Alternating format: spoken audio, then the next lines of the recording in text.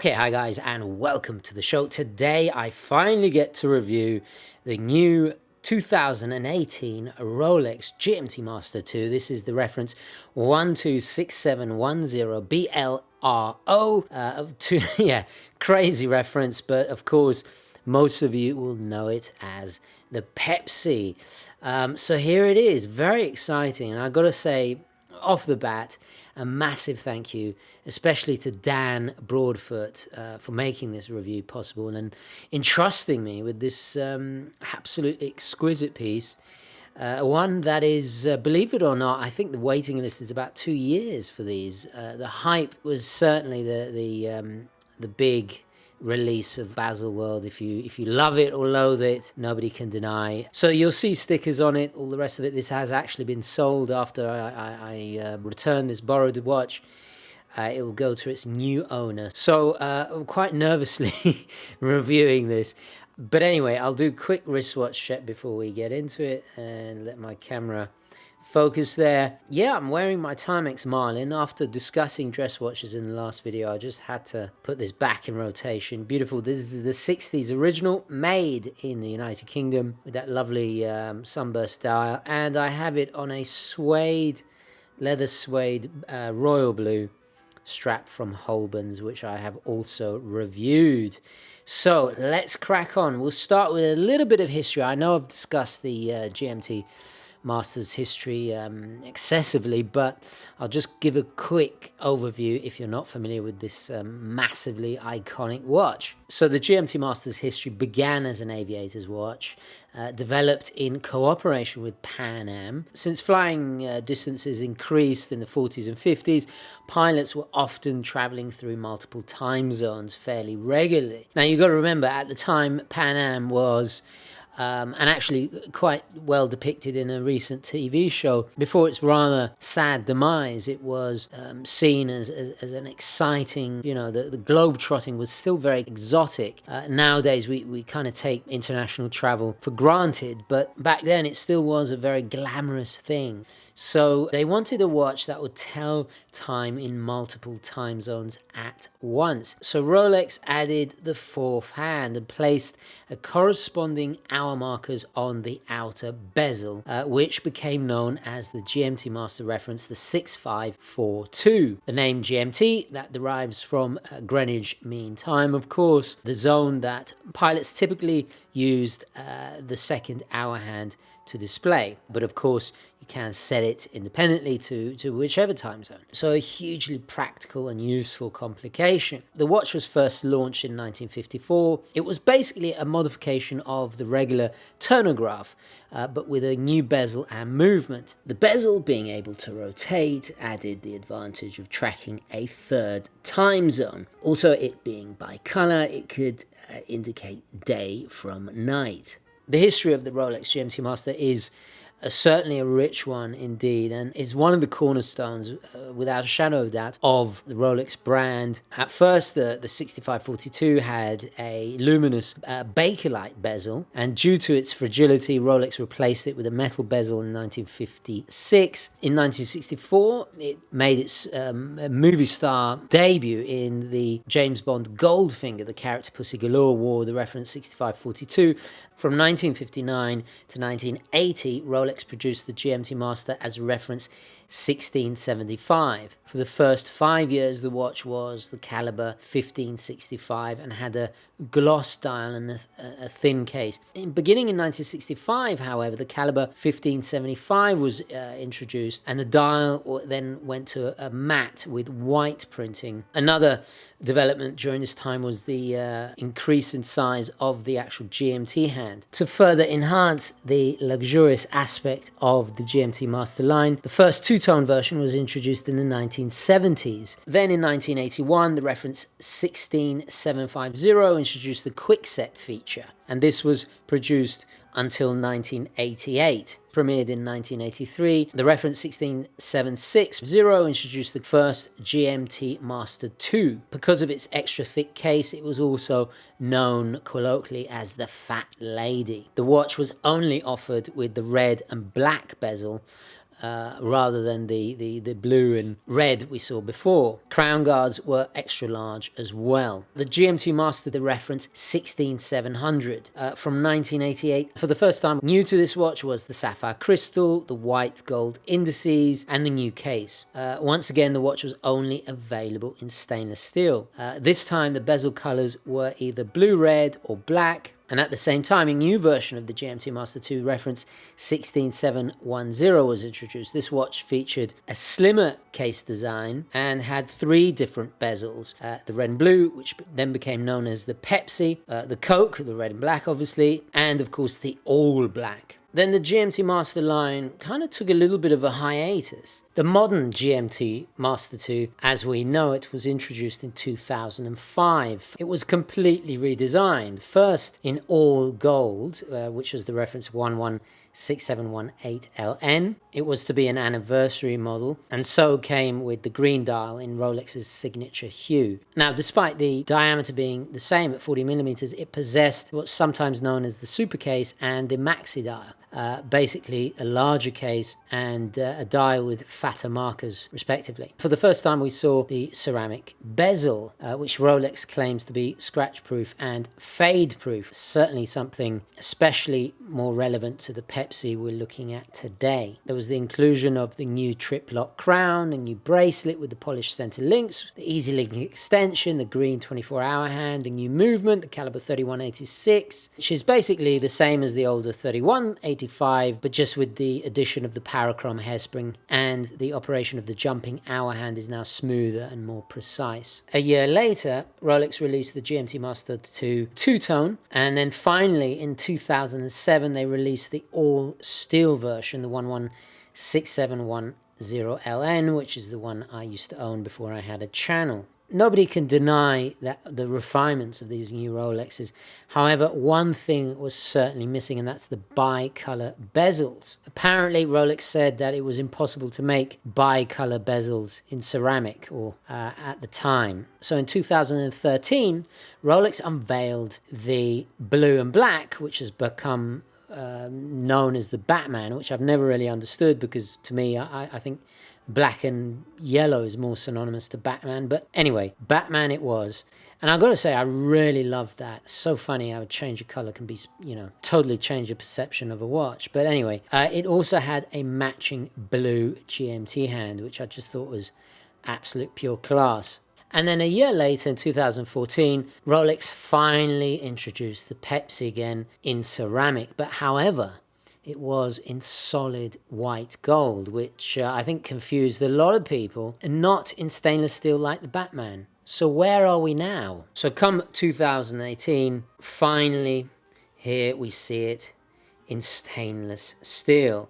So let's get the basic dimensions out of the way first. We have a diameter of 14 millimeters, a height of just a smidgen under 12, 11.8. From lug to lug, it's 47 millimeters, and the lug width is 20. So compared to my Rolex Submariner, it's actually a smidgen more slender, I think, and the lugs have been made thinner, which I think is a marvelous refinement, because I do find that the Submariner rather chunky. The case is entirely 904 stainless steel, which has a higher corrosion resistance. Now, probably the second most interesting thing about this watch, because personally I think the real star of the show is the movement, which we'll discuss in a moment. But it was released on a Jubilee bracelet, which up until this point was only found in the, this particular modern Jubilee was only found in the Datejust. We have the Oyster Lock fold-over safety clasp. There you can see it, how it moves. Very subtle, but a wonderful piece of engineering.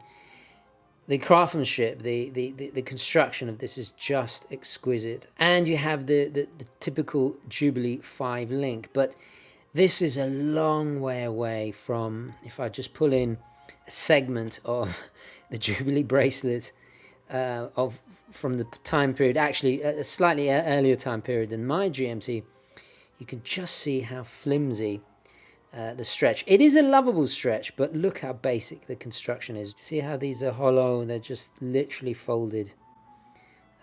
These 5 links, they're all completely solid, and we see the same high polish and then brushed finish for the flanking links. We have actual screwed links, which is just fantastic. We look inside the clasp, we have 3 micro adjustments and the easy link there. If we look at the main case, we see that much substantially larger crown, and this is something that I'm not too fond of on mine, as I think the crown is drastically undersized. This is the same scale and size as on my Submariner, so it's really easy to manipulate. The water resistance is 100 meters. The crystal is scratch resistant sapphire, of course, and we have that instantly recognizable cyclops on the date at 3 o'clock. The bezel is bi-directional, and it's ratcheted to move at increments of every hour, but of course, so it will be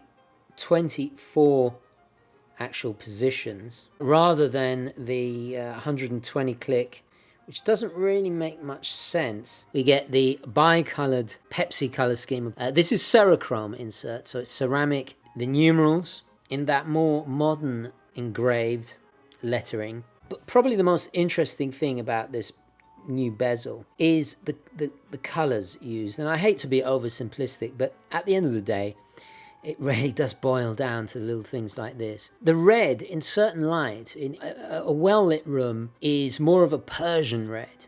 It's quite subtle. In the dark it moves to a more hibiscus red or a chili pepper red. The blue varies in low light from, I would say, a midnight blue to, as you can see here, more of a royal blue.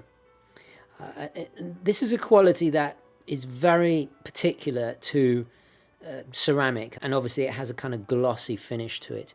If we compare it to the old school aluminium insert, which is certainly more metallic, we don't see that drastic variation in color. However, one thing that is the same is the hands. The hands don't appear to have changed whatsoever over the years. We get the Mercedes hands, of course, that is just so synonymous with Rolex, and the actual red of that GMT hands appears to be the same tone. Interestingly, that crisp white text on the dial hasn't changed whatsoever. The markers are, of course, remarkably different. They are white gold applied indices. We have the same triangle, rectangle, and circular layout, but vastly enlarged. The luminescence is that new chromolite, which is apparently longer lasting, very responsive and very bright, and certainly with the larger markers it's extremely legible. The different shaped hands instantly differentiate and give a good reading. You get your standard screwed down case back. I love the way the solid end links are just flush with the case. So what is inside? Well, it's probably the most drastic change. We have the caliber 3285. This has a remarkable and very impressive power reserve of 70 hours. Operates at 28,800 vibrations an hour with 31 joules. And it goes without saying that it is completely in-house manufactured by Rolex. In terms of decoration, the movement has quite a utilitarian look. We do see some nice high polished beveling, contrasting finishing in terms of brushed, and then segments that are almost look bead blasted. The rotor is partly skeletonized. You also get the Paraflex shock absorbers, Parachrome hairspring. This movement alone has 10 patent applications filed over the course of its development. This is obviously automatic, and it really demonstrates why Rolex's technology is at the forefront in terms of the art of watchmaking. The 3285 offers fundamental gains in terms of precision, power reserve, resistance to shocks, magnetism, convenience, and reliability. It incorporates what is called the chronology escapement, patented by Rolex, which combines a high energy efficiency with a great dependability. So what is so special about this chronology, and I hope I'm pronouncing it right? Rolex love to make up new terms, and so they should, because they they invent new things all the time. So chronology is actually a modification of the Swiss lever escapement. The classically designed lever escapement is not very efficient mechanically. Roughly 2/3 of the energy it receives from the main spring is consumed rather than being transferred to the balance wheel. The chronology escapement is uniquely designed to improve the efficiency by about 15%. It does this by reducing the mass of the components. If you look at images of the escapement, you can see that it's smaller, it's more slender, the pallet fork is lighter, with smaller pallet stones, and the escape wheel has been skeletonized. But that's not all. They change the geometry of the escape wheel teeth and the pallet stones, and therefore subsequently changing the way it interacts with each other. Precision manufacturing processes also improved the poise of the balance wheel by a factor of 3, effectively balancing the balance wheel, I guess you could say, similar to balancing the wheels of your car. These manufacturing processes also enabled the production of the pallet fork and the escapement wheel out of nickel phosphorus materials. These are very, very weakly magnetic, and thus helping its precision and resistance to magnetism. So the result is an astonishing 70 hours power reserve and an accuracy that really, does justification to the phrase superlative chronometer. This thing was so darn accurate.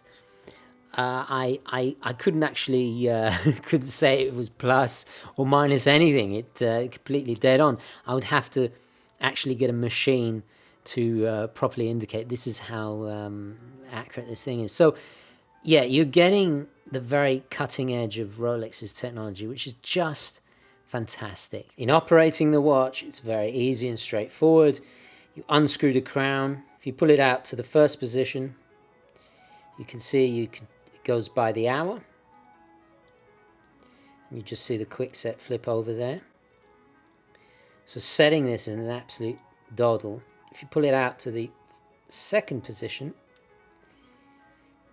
you then adjust the time and you'll see the GMT hand moving in conjunction. And obviously it is hackable. If you pop it back in, you have manual wind, and that typical buttery smooth and very, very satisfying winding that is Rolex. But the big question is, how does this bad boy wear? So let's pop it on the wrist and find out. Several moments later. I have a 6¼ inch wrist, so a very skinny wrist. But I've got to say, with this Jubilee, it really changes the whole dynamic. Now, there's no stretch, so it's not as fluid in movement as this particular one. It's a lot more solid feeling. If I compare it to how it wears my Submariner, it's far more comfortable, and it's amazing just how different those slightly updated lugs are. It's quite slender. I love the fluidity and more solid, reassuring feeling of this updated Jubilee. The way it tapers, it gives a very comfortable fit. It doesn't actually pinch my hairs in the same way my old, my vintage one does. The weight is about 142 grams, which is certainly on the heavier side. Do I wish it was smaller? Of course I do, but then again, I say that about every single watch. Yeah, very legible, very easy to, the markings far easier to read at a glance than the vintage. Well, is this vintage yet? Well, it's predecessor. So let's summarize and talk about positives and negatives. Several moments later. Ultimately, I think this instrument, originally intended for pilots, translates wonderfully into a luxury watch because of this complication that is just as useful for a jet setter, or perhaps if you're like somebody like me that has family overseas, you can then track their time zone and coordinate correspondence. So in a way, you could say that it's evolved from the cockpit into the first class lounge. Well, undoubtedly, it's a classic. You have Rolex's cutting edge hardware in there. The quality is impeccable. I don't think I've seen a better made watch, certainly the newer Rolexes. I'm not saying they're infallible to QC issues, just perfection. I couldn't find, I mean, you see, that is actually just the sticker on there, so ignore that, guys. But yeah, the finishing, the edges, the transitions, it's just incredibly well made. Functionally, the culmination of decades of evolution. I love the addition of the Jubilee. I think it brings it back to a more, dare I say it, dressier kind of feel. Because obviously, guys, I mean, who wears this as a real tool anymore? So I think it makes sense. I think it's a perfect complement to the watch, and it differentiates it from its predecessors nicely. But don't let this new dressier look fool you. At the heart of it is an absolute beast. An incredibly accurate, tough, usable watch that is more of a tool than its ancestors could ever be. This is the ultimate GMT, without a doubt, pure class. It's stunning. I mean, it's stunning. I'm really happy they didn't go with the bulkier case. It's wonderfully slender enough to wear formally. It still carries, especially with this color scheme, all the romance and charm and sense of adventure that its predecessor has. It feels like a GMT, and it's funny, I didn't get that feeling with the previous ceramic GMT I owned, the 116710. However, there are some negatives. First of all, well, the value. I mean, these are very difficult to get. Yes, you have the heritage, you have the prestige, you have the dependability, not only in terms of performance, accuracy, but also as an investment.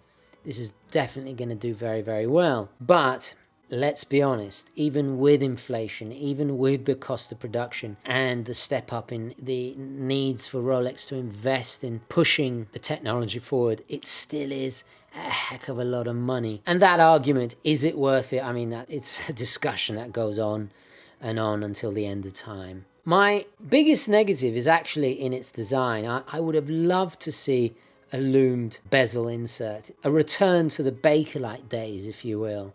That would have been really cool, just to push it even further. So it's a shame they haven't found a way of looming that bezel. That would have just taken it to a whole nother level. But not the end of the world. It certainly feels extremely contemporary and modern. It doesn't feel like the same watch. It has its own bewitching charm about it. At the end of the day, it's about taste. Personally, I prefer the vintage, and it's funny, I'm the other way around when it comes to Submariners.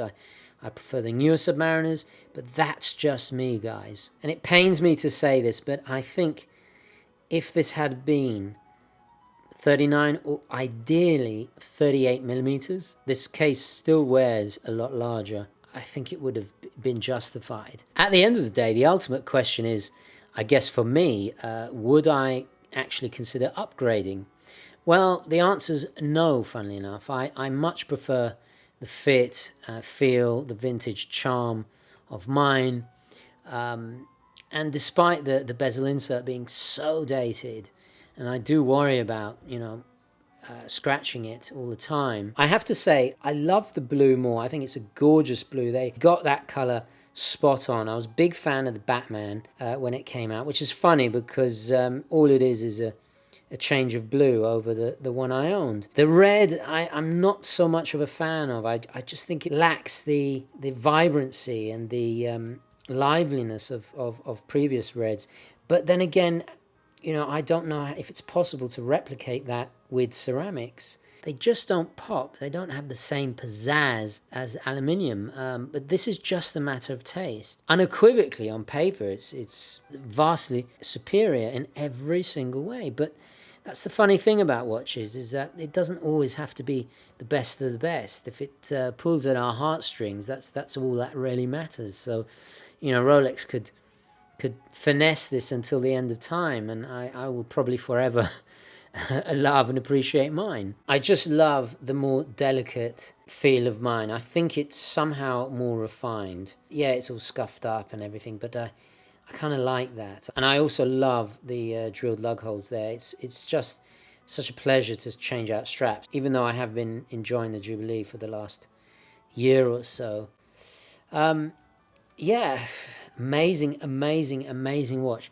Doesn't really do it for me. Would I consider this? Not at all. I'd probably go for a Glycine Airman, or even perhaps the vintage gold tone one. For some reason they rarely do it for me, but that's just my latest obsession with yellow gold. So guys, I'm gonna leave it there.